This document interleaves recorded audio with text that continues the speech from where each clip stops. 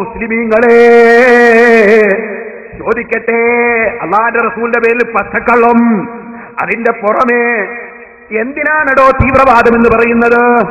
ഒരു രാജ്യത്ത് വ്യവസ്ഥാപിതമായ ഭരണം നടക്കുമ്പോ ആ ഭരണത്തിന്റെ നിയമങ്ങൾ അംഗീകരിക്കാതെ, അവിടെയുള്ള നിയമപാലകന്മാരെ അംഗീകരിക്കാതെ, കോടതിയെ വകവെക്കാതെ സ്വയം നിയമം കയ്യിലെടുക്കുന്നതിന്റെ പേരല്ലേ തീവ്രവാദം?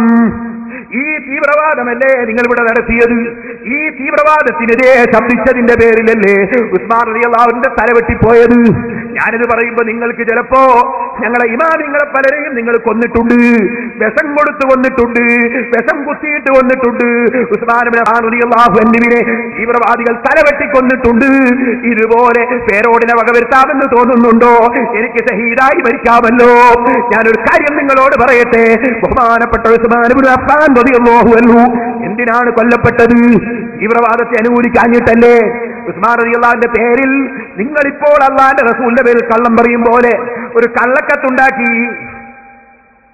ആ കള്ളക്കത്ത് ഒരടിമ കൊണ്ടുപോയി, അടിമയെ വഴിച്ചെന്ന് പിടിച്ചുകൊണ്ട് നോക്കുമ്പോൾ ഉസ്മാൻ റളിയല്ലാഹു എഴുതിയ പോലത്തെ കത്ത്. സംഗതി ഉസ്മാൻ റളിയല്ലാഹു അല്ല, ഉസ്മാൻ റളിയല്ലാഹു അല്ല.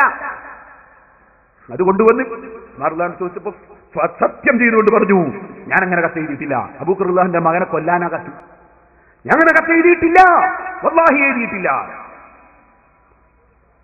അപ്പൊ പിന്നെ ആരതാ കയ്യസരം? കയ്യസരം മർവാന്റെ കയ്യസര. മർവാന്റെ കയ്യസരം. മർവാൻ എവിടെ? മർവാൻ ഉസ്മാൻ റളിയല്ലാഹുവിന്റെ വീട്ടിലുണ്ട്. എന്നാ മർവാൻ ഇറക്കും, അത് കൈകാര്യം ചെയ്യട്ടെ. ഉസ്മാൻ റളിയല്ലാഹു സമ്മതിച്ചില്ല. എന്തേ? നിയമം കയ്യിലെടുക്കാൻ പിൽക്കാലത്തൊരു തെളിവായിപ്പോ.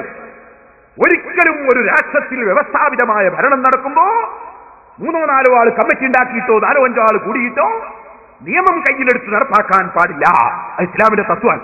തീവ്രവാദം ഇസ്ലാമിന് അന്യമാണ്. അതുകൊണ്ട് അത് പാടില്ല, ശറഈയായി പാടില്ല.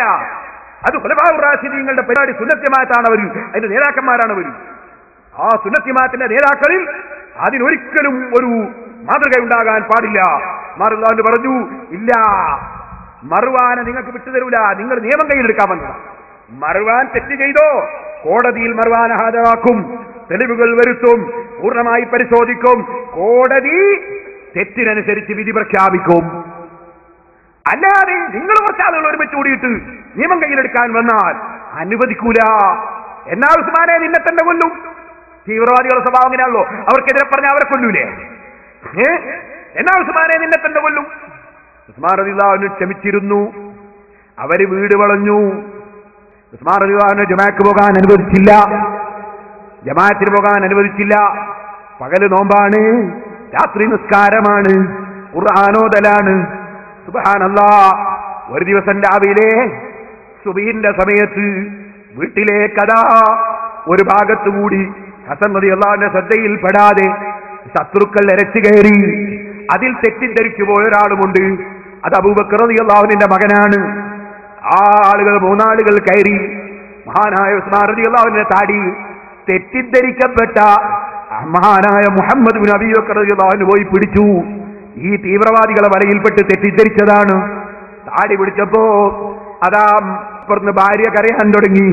അല്ലാഹുവിന്റെ റസൂൽ സല്ലല്ലാഹു അലൈഹി വസല്ലമ തങ്ങളുടെ 2 മക്കളെ കല്യാണം കഴിച്ച സ്വർഗത്തിലാണെന്ന് റസൂലുള്ള പറഞ്ഞ ഉസ്മാൻ ഇബ്നു അഫ്ഫാൻ റളിയല്ലാഹു അൻഹു അന്നത്തെ ഭാര്യ അവിടുന്ന് കരയുമ്പോ ഉസ്മാൻ റളിയല്ലാഹു അൻഹു പറഞ്ഞു, കരയണ്ട പെണ്ണേ, ഞാൻ ഇന്നലെ രാത്രി അല്ലാഹുവിന്റെ റസൂലിനെ കണ്ടിട്ടുണ്ട്. റസൂലുള്ള എന്നോട് പറഞ്ഞിട്ടുണ്ട്, ഉസ്മാനേ, നാളത്തെ നോമ്പ് തുറ നമ്മളെ കൂടെയാണ് കേട്ടോ. അത് അല്ലാഹുവിന്റെ റസൂല് പറഞ്ഞിട്ടുണ്ട്.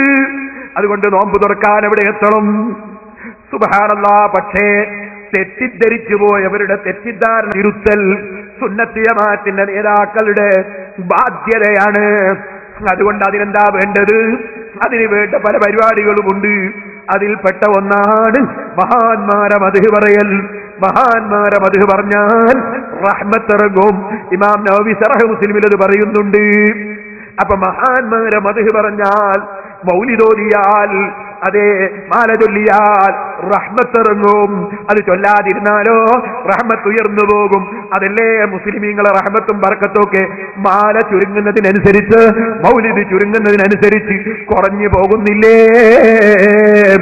ഇരിക്കട്ടെ, ബഹുമാനപ്പെട്ട ഉസ്മാൻ റളിയല്ലാഹു അൻഹു ഇവരുടെ മനസ്സിൽ റഹ്മത്തിറങ്ങാൻ വേണ്ടി എന്താ ചെയ്തത് എന്നറിയോ? മുൻഗാമിയായ മഹാനായ സിദ്ദീഖ് റളിയല്ലാഹു അൻഹുവിന്റെ മദ്ഹ് പറഞ്ഞു.